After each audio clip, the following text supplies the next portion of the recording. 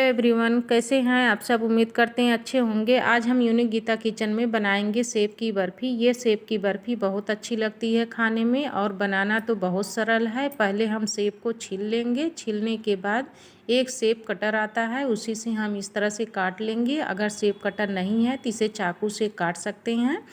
चाकू से काट लेंगे। सेब कटर से काट लेते हैं तो बीच में बीज आराम से निकल जाता है और इसे इसी तरह से हम काटेंगे। बीच का बीज निकाल देंगे, बाकी सब इसे अलग कर लेंगे। इसी तरह से हम सारे सेब को काटेंगे बारी बारी से। और कटर से भी हम काट सकते हैं, चाकू से भी आराम से कट जाता है, बस ध्यान रहे बीज न आए। इसी तरह से हम थाली में सारी चीज़ें निकाल लेंगे। इसमें बीज बिल्कुल नहीं है, केवल सेब है। सेब को हम छोटा टुकड़ा और करेंगे चाकू से। छोटा टुकड़ा कर करके मिक्सर में हम डालेंगे तो जल्दी से ग्राइंड हो जाता है। वैसे हम खड़े भी डाल सकते हैं, मिक्सर बड़ी जार हो तो उसमें हम ग्राइंड कर लें। हम छोटी जार में डाल रहे हैं तो छोटा टुकड़ा कर रहे हैं। इसको इस तरह से हम बनाएंगे। छोटी जार में बड़े आराम से बन जाता है ये और ग्राइंड जल्दी हो जाता है। हमने इसे ग्राइंड कर लिया है। अब इसे हम दिखा रहे हैं। ये बहुत अच्छा ग्राइंड हुआ है, इसमें टुकड़ा बिल्कुल नहीं रहना चाहिए। अगर टुकड़ा रहेगा बर्फ़ी हमारी अच्छी बनेगी नहीं। इसी तरह से सारे हम सेब को ग्राइंड कर लिए। अब हम 1 चम्मच घी डाले हैं कढ़ाई में। इसी में हम जो ग्राइंड किए हैं सेब को उसको ऐड करेंगे। इसे हम घी से भी बना सकते हैं, बिना घी का भी बना सकते हैं। घी का फ्लेवर अच्छा आता है, इसलिए हमने घी डाल दिया है इसमें। आप को घी न पसंद हो तो उसे स्किप कर सकते हैं।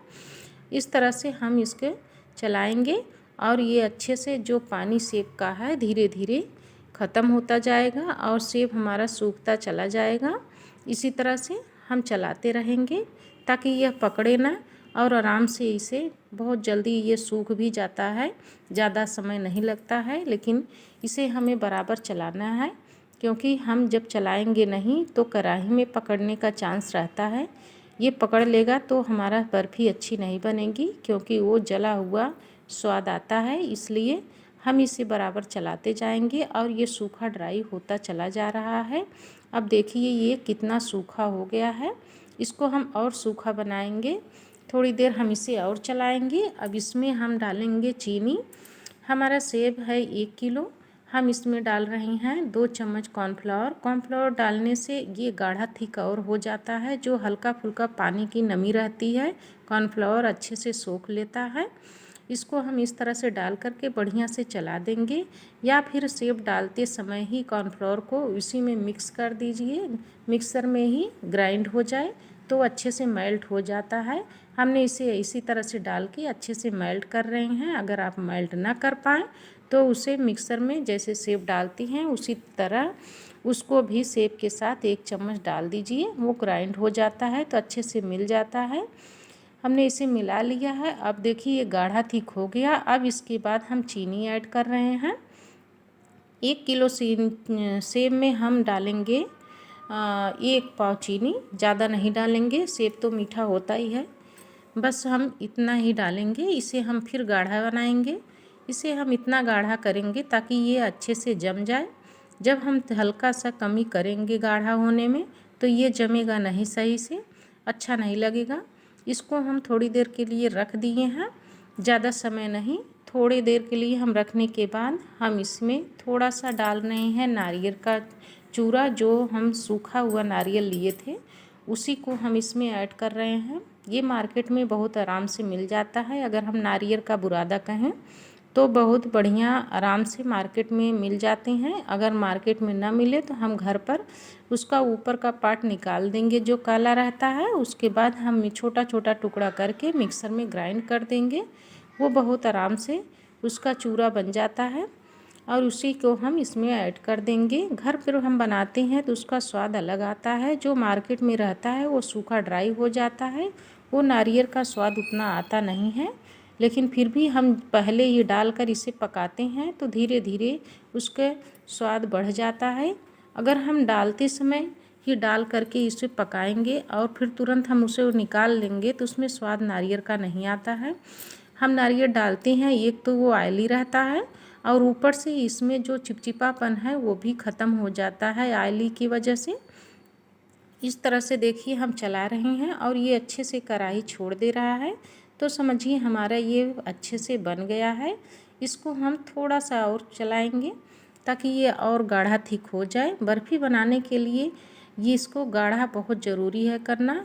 जितना हम सूखा इसे बनाएंगे उतनी अच्छी हमारी बर्फ़ी बनेगी। अगर इसमें चिपचिपापन रह गया तो बर्फ़ी हमारी बन नहीं पाएगी। इसे हमें जितना हो सके उतना सूखा बनाएं तो हमारी अच्छे से बर्फ़ी बनेगी।